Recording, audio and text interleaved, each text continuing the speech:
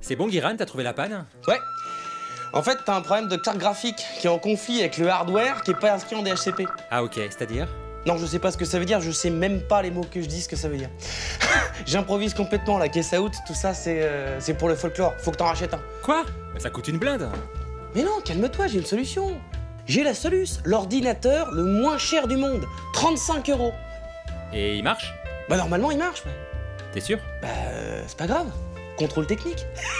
Et bah ouais, contrôle technique, j'y vais maintenant.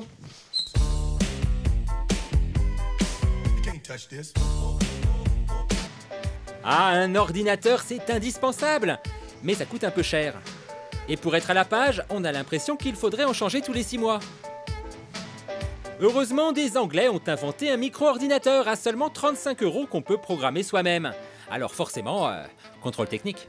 Voilà, tel que vous me voyez, je viens d'acheter un ordinateur, je l'ai sur moi, et on dirait des pastilles pour la toux. Apparemment, il y a un ordinateur dedans. On va voir.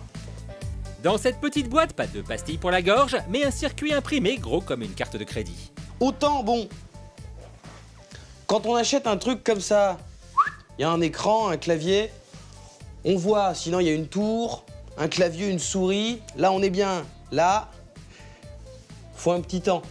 Après un petit temps de réflexion, en fait, ce sont les composants électroniques de n'importe quel ordinateur, mais en plus petit et sans boîtier, à 35 € quoi. Et comment on l'allume, Guiran? Alors pour l'allumer, il n'y a pas de bouton. Faut trouver juste un chargeur de portable qu'on a tous. Enfin, dans une boîte avec des fils où on ne sait plus vraiment ce que c'est. Mais je vais trouver. Alors, voilà. Non, rien à voir. Aucun rapport. Ah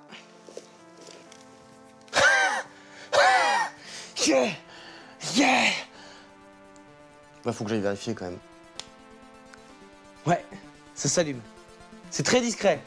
C'est-à-dire que là, on se dit pas, bon, bah vas-y, envoie un mail. Ok. Pour savoir si ce petit appareil qui vaut 35 € est aussi bien que ce genre d'ordinateur portable ou une vraie tour qu'on a au bureau, eh ben le mieux, c'est d'aller voir un expert. Notre expert, c'est Pierre, un journaliste spécialisé en informatique, et il a testé toutes les versions de cette machine. Alors on jette tous nos ordis pour les remplacer par ce modèle low cost? Il vaut quoi notre ordi à 35 €?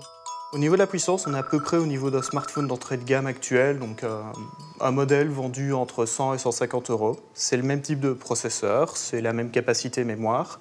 Donc en fait, il faut rajouter on rajoute une petite carte, un clavier et une souris. Il y a 4 ports USB. On branche à un écran. C'est une prise HDMI comme sur les téléviseurs, comme sur tous les écrans modernes. Et on démarre. Eh ben démarrons-le alors! Avec l'aide de Pierre, hein, parce qu'on la voit venir l'histoire. On nous dit que c'est tout simple à installer, quand on est chez soi, on peut vivre de grands moments de solitude, quand on n'est pas un spécialiste geek. C'est hyper simple à installer, il suffit de télécharger le driver, ensuite t'as 2 lignes de code dans les SQL, faut juste déconnecter la fonction JavaScript. Fastoche quoi. Ah ouais. Ouais, nous on s'est fait aider par Pierre. On a connecté notre ordi à un écran, un clavier et une souris. On place une carte avec un système d'exploitation téléchargeable gratuitement et il n'y a plus qu'à démarrer. L'interface est basique, à l'équivalent d'un bloc-notes pour écrire. Mais des logiciels de traitement de texte peuvent être téléchargés gratuitement sur une boutique en ligne. Ça marche et on a même internet. Bon, pour les vidéos, c'est sûr, c'est pas rapide. La barre commence à chercher, puis après, hop, elle s'arrête un peu. C'est un peu lent. Quoi ça peut être dû, cette lenteur? Soit il n'aime pas notre réseau, ce qui est possible, parce que visiblement ça fonctionne bien avec un autre appareil.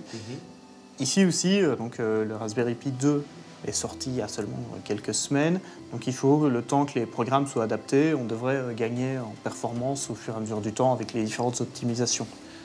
Parce que sinon, en recherche comme ça, classique, ça marchait plutôt bien. Voilà. Et là, la vidéo... Il y a des choses qui chargent un peu plus lentement que d'autres, ça reste voilà, ce qu'on peut avoir sur un smartphone, pas cher, ça peut prendre du temps à charger. C'est sûr, la puissance d'un smartphone pour un ordi de bureau, c'est pas idéal. Mais attention, votre ordi, vous pouvez l'utiliser comme un media center en le branchant à votre télé et en téléchargeant un programme spécial. Une fois branché, votre boîte vous permet d'accéder à toutes les vidéos chargées sur vos appareils électroniques si elles sont connectées au même réseau internet. Et vous pouvez regarder des films, avoir accès à vos mails, écouter de la musique. Un peu comme une box, mais sans l'abonnement. Pierre, la question c'est, est-ce que, après vérification, toi en tant qu'expert, tu dirais que ça peut remplacer un ordinateur?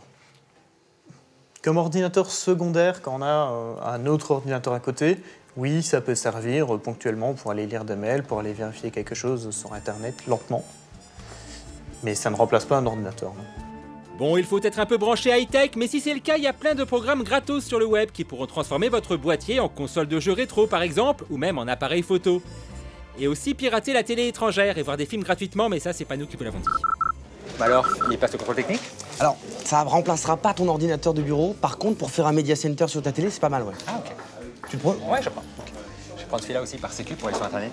Mais c'est le mien, ça. Bah plus maintenant. Bah oui, mais...